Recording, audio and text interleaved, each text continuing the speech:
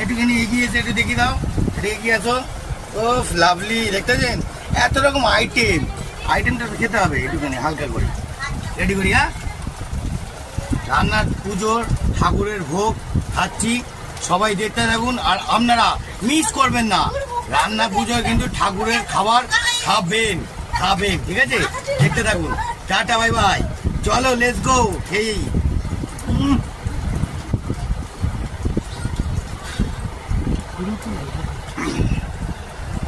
দেখুন বন্ধুরা, কিছু কিছু টাইমে আমার মিষ্টি খাবেন না, তেতো খাবে না। আমি দেখুন তেতো নিয়েছি কিনা, দেখুন তেতো খাই।